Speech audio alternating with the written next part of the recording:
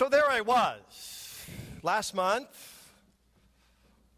in the waiting room. Dr. Cobby's waiting room. Dr. Emmanuel Cobby of the Lutheran Medical Clinic.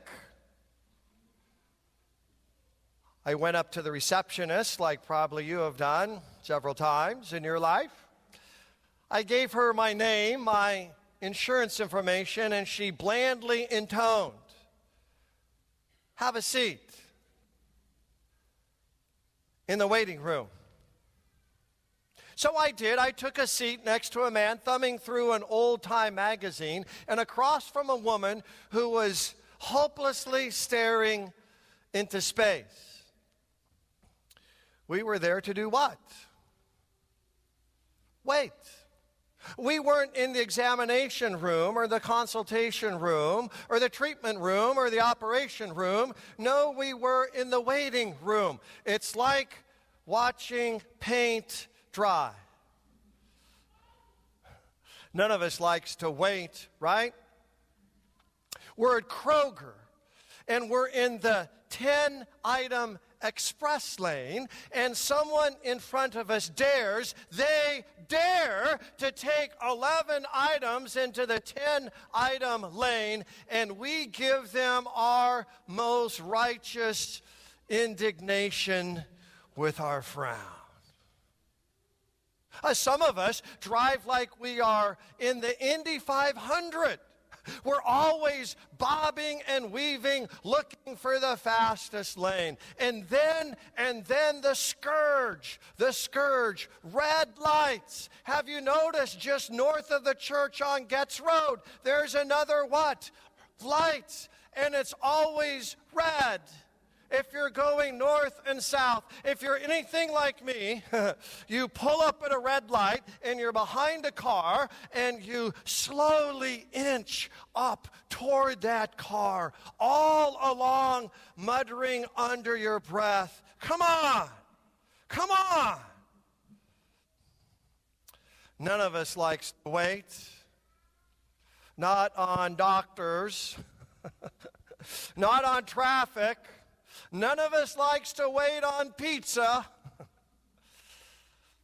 And none of us likes to wait on God. That young man back there, waiting to make the team. That young couple sitting over there, waiting to get pregnant. That man that you saw shuffling along Getz Road on your way to church this morning, waiting for a second chance. Any person in a wheelchair or with a cane, waiting for one painless day. We get angry, right, when we're just waiting and there's nothing coming along. We get cynical. We get sarcastic. We moan and we groan and we pick a bone in the waiting room. We're in a sermon series, the 8th part out of 10 this summer, in the book of Numbers. Moses' 4th book, and we're calling this sermon series Heading for the Promised Land. And today we're in Numbers chapter 21, right? 4 through 9, Moses and the snakes. And what do we learn about Moses and the snakes? We learn that God's delays are not God's denials. God's delays are never, ever, ever God's denials. So let's get started with the setting. Numbers 21:4. Then the people of Israel set out from Mount Hor.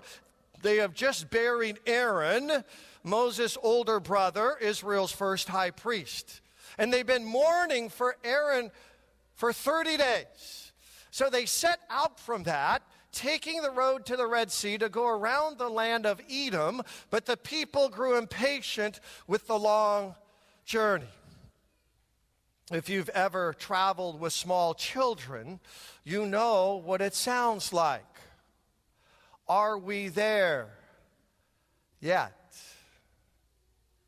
Israel has grown impatient because they are now taking the road to the Red Sea. Well, if you know anything about the geography of the Middle East, where they're at and where the Red Sea, it means that they're going back to where they started. There's this huge detour. They have to go around the land of Edom. Think Bass Road. The people grow impatient with the long journey. Are we there yet? Moses says, not even close. So Israel begins to believe that God's delays, this is a huge delay, this is a detour, this is the road to the Red Sea. God's delays must be God's denials. We'll never get to the promised land. No siree. They're all type A personalities. You know what a type A personality is? We climb the mountain because it's there. Or if we're a type B personality, we enjoy the valley because it's there. These Israelites, though, with Moses, who have grown impatient, they're all type A personalities. Type A personalities are frequently stressed out, frequently in a hurry, frequently with a to-do list that they can never get done. Type A personality people are obsessed with clients contacted, reports written, articles published. Most of you are type A personalities. Me, not so much. But these Israelites, they're all type A personalities. When are we going to get there? They're impatient. They're stressed out. God's delays must be God's denials. So that's the setting. Here's the sin in the next verse. They began to speak against God and Moses. Why have you brought us out of Egypt to die here in the wilderness? They complained.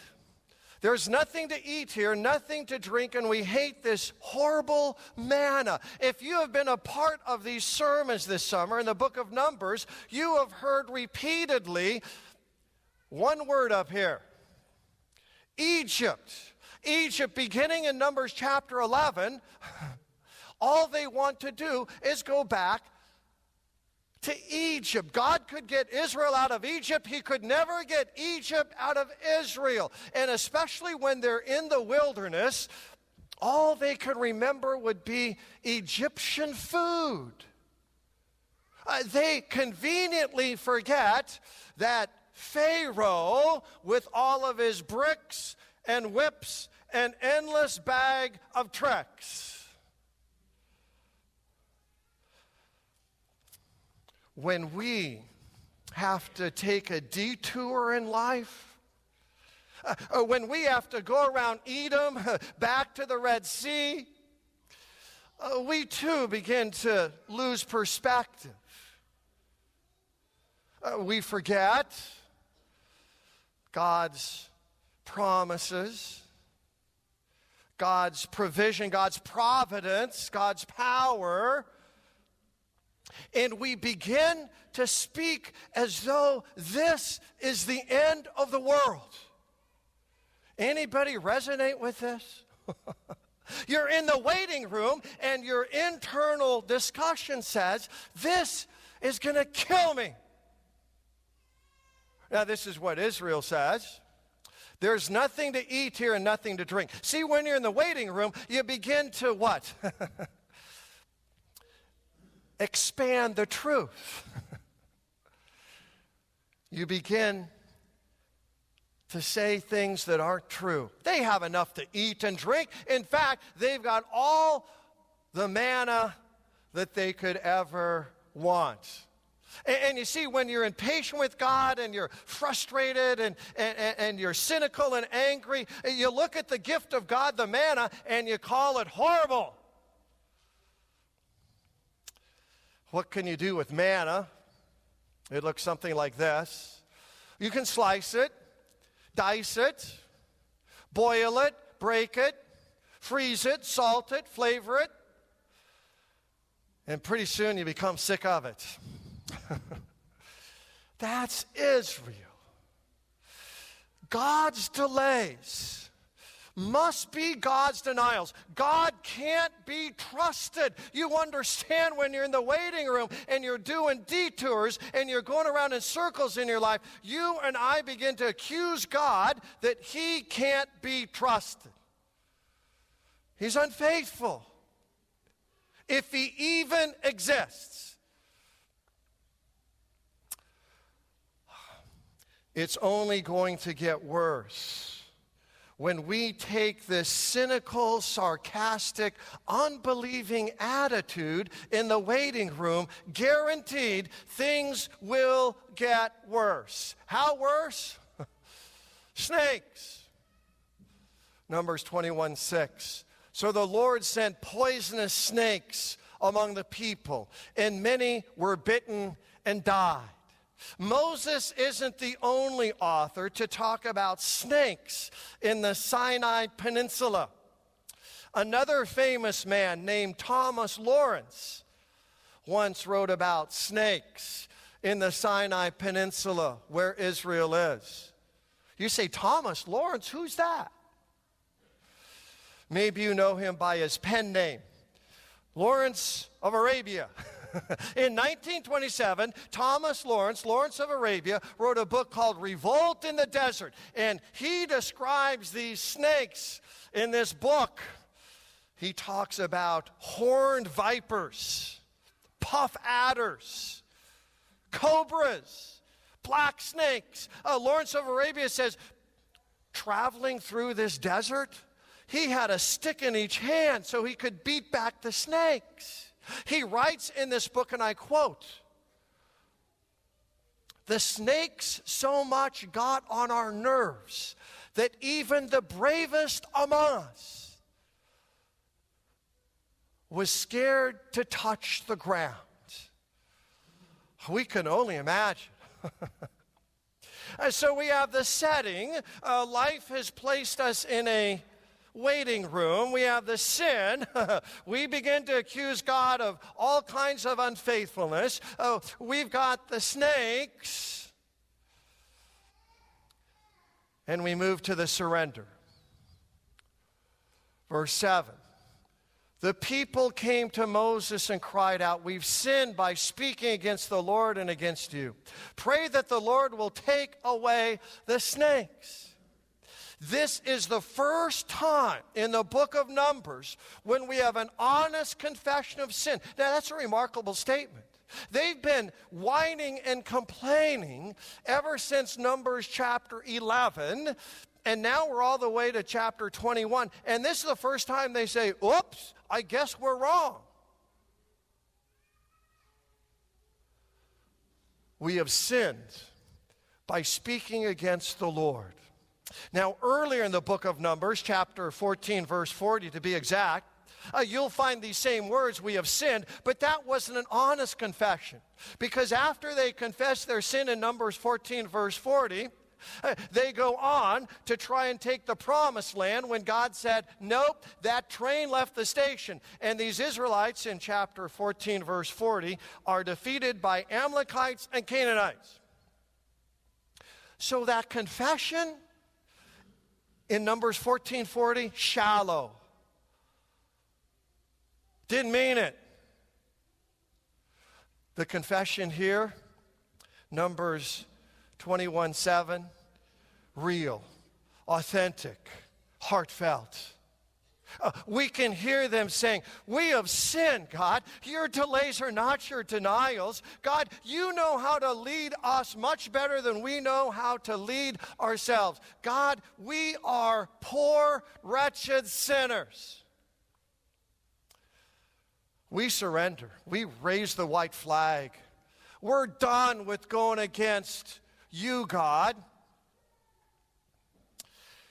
I too have a confession to make. Some of you are saying, "It's about time, Pastor Lessing." I'm a type A personality. Triple A, probably, if you ask my wife. Always in a hurry. Hurry to run, hurry to ride, hurry to research, hurry to write. Speak faster.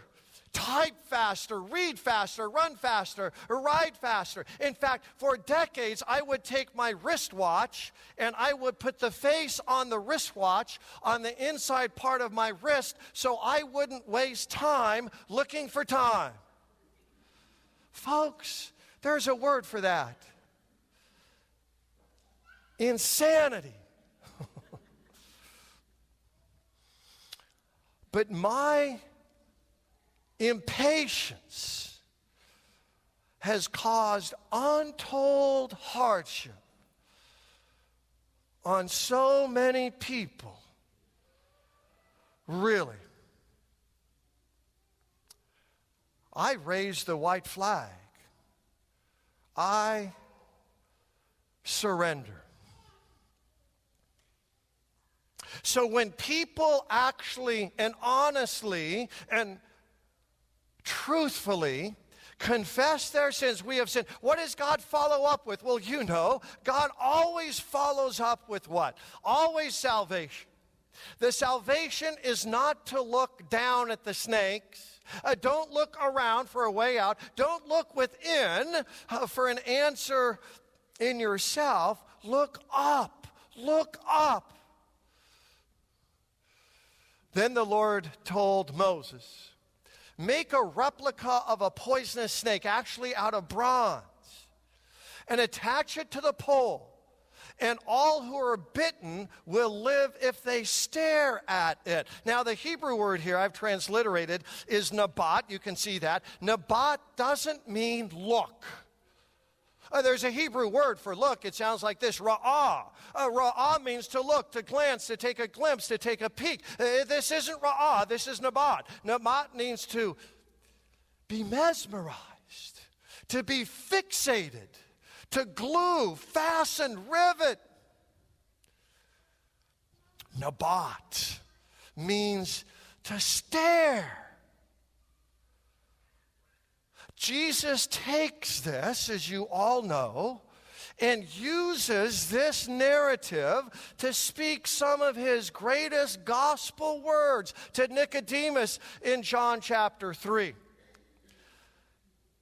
In John 3, 14 and 15, Jesus says this, just as Moses lifted up the snake in the wilderness, so the Son of Man must be lifted up, that everyone who believes in him will have eternal life. And then he goes on and gives us the gospel in a nutshell, right? John 3:16.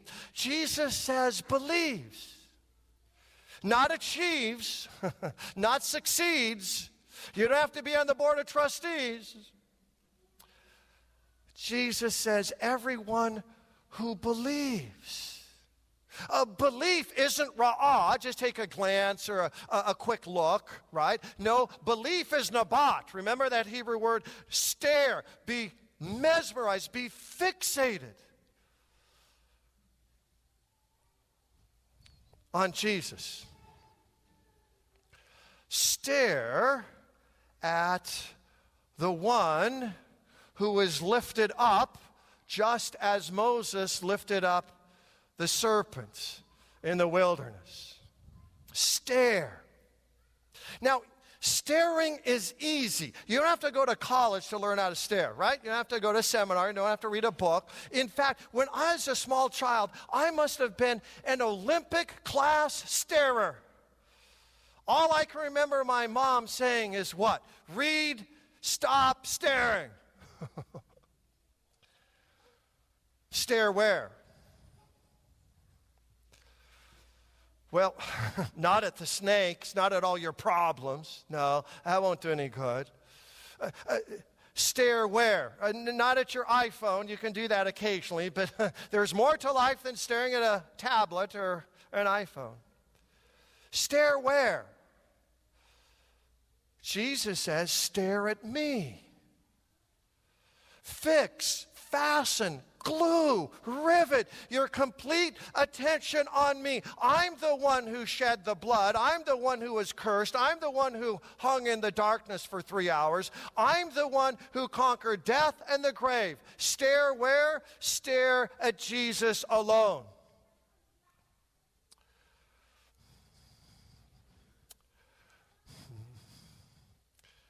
A couple years ago, I saw an opportunity to write my own personal mission statement. Maybe you've done this. Stephen Covey wrote a famous book about 30 years ago, 7 Habits of Highly Effective People. Great book. In 2012, he put up on YouTube a 15-minute seminar teaching people how to write their own personal mission statement. So I thought, sounds good. So you can see Sally's personal mission. I'll learn new things each day. I'll enjoy work and respect my colleagues and boss. I will be a leader every day. And I looked at that kind of stuff and I thought, that's way too complex. So I came up with a 4-word personal mission statement. I like 4 words. The mission statement of St. Michael, right? 4 words. Connecting people to Jesus. So I'm a simple person. I can't memorize a whole lot of stuff. So 4 words. So here's my personal mission statement. Don't do dumb things. Isn't that great? I got up this morning and I had to remind myself of my mission. Don't do dumb things, because I do really dumb things when I get impatient, when I'm in the waiting room. Don't do dumb things.